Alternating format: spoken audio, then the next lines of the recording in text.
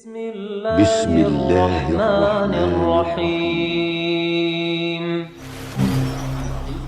Ayo ikhwah, para penuntut ilmu, khususnya para penuntut ilmu yang belajar bahasa Arab, agar kita hendaknya semangat berupaya terus-menerus mempelajari bahasa Arab, dikarenakan pada bahasa Arab tersebut atau ilmu nahwu, ilmu sharaf sangat membantu bagi kita di dalam memahami kosakata bahasa Arab, terkhusus yang berkaitan dengan Al-Quran dan juga hadis Nabi SAW.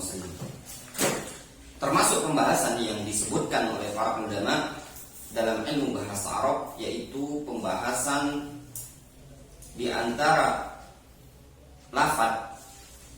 Ada yang menyebutkan lafaz tunggal, namun yang diinginkan padanya jamak. Disebutkan dengan lafaz tunggal mufrad, namun yang diinginkan adalah jamak. Ini diantara keunikan bahasa Arab. Contoh di dalam Al-Quran mereka menyebutkan dalam surat Ghafir, yaitu pada firman Allah Subhanahu wa taala, "Tsumma yukhrijukum tiflan."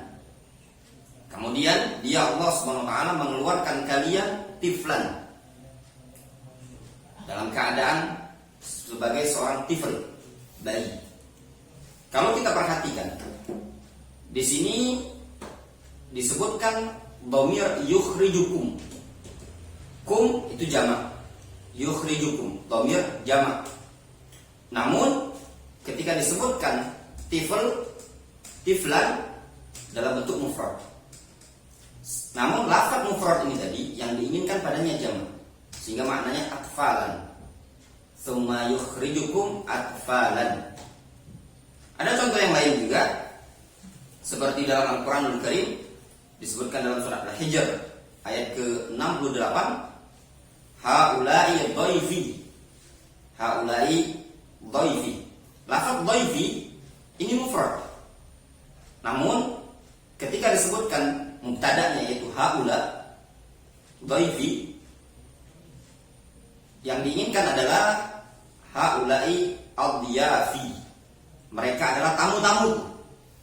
Sehingga lafaz tunggal dhaifi, yaitu lafaz dhaif tamu, namun di makna yang diinginkan adalah adhiyafi, tamu-tamu. Jadi sengaja disebutkan lafaz tunggal, namun yang diinginkan adalah jamak. Ini termasuk keindahan balaghatul Quran. Juga mereka sebutkan diantaranya di dalam Al-Quranul Karim ada lafaz-lafaz yang dia datang dalam bentuk fi'il madhi, namun bermakna mustaqbal, bermakna mudhari. Juga sebaliknya, ada lafaz-lafaz yang datang dalam bentuk fi'il mustaqbal, fi'il mudhari, namun yang diinginkan makna madhi.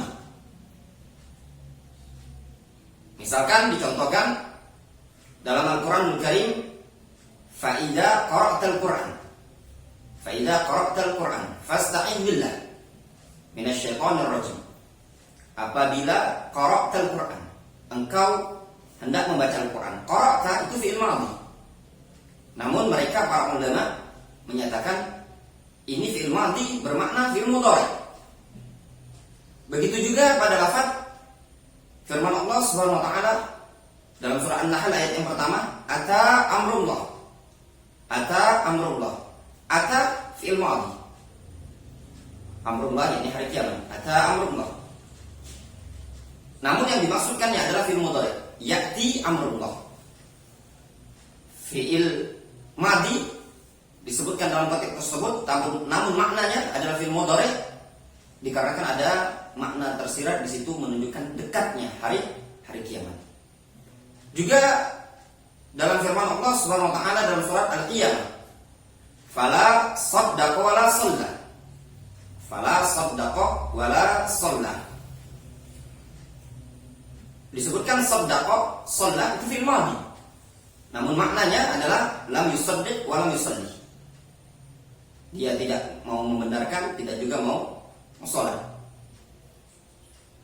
Juga ada disebutkan yang diinginkan adalah fi'il madhi, namun lafaz yang disebutkan dalam bentuk mudhari, Seperti dalam firman Allah SWT dalam surah Al-Baqarah, "Qul falima taqtuluna anbiya Allahi min qabl." Katakan ya Muhammad, "Qul falima taqtuluna anbiya Allahi min qabl."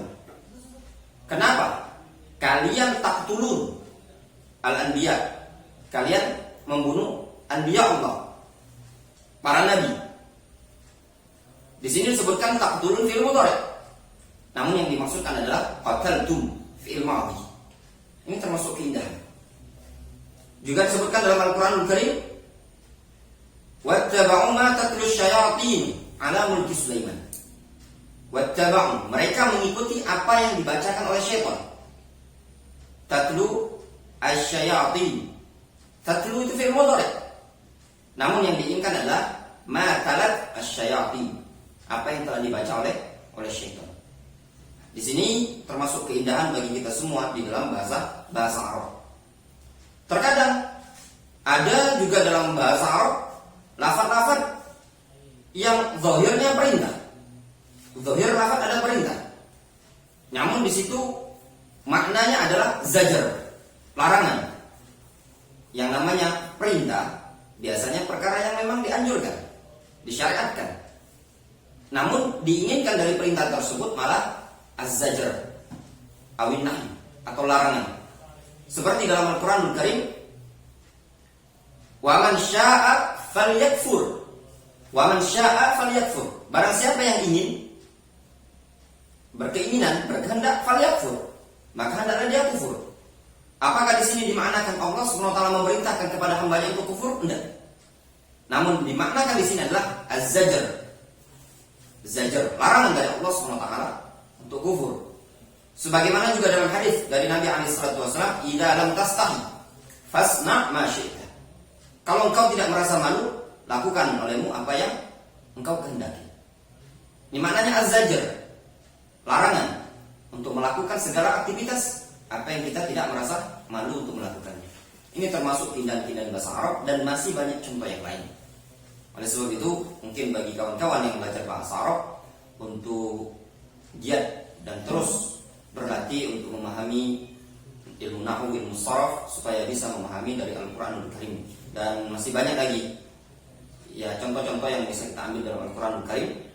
Mungkin bagi kawan-kawan sebagai pemula untuk menyemangati bahasa Arab, ada buku yang cukup bagus untuk dibaca atau dipelajari bagi para penuntut ilmu pemula. Judulnya Amali As-Salafiyyin. Ini buku yang berkaitan dengan dorongan-dorongan dan perkataan para salaf, anjuran untuk belajar bahasa Arab, serta contoh-contoh yang disebutkan keunikan-keunikan bahasa Arab. Allah Ta'ala.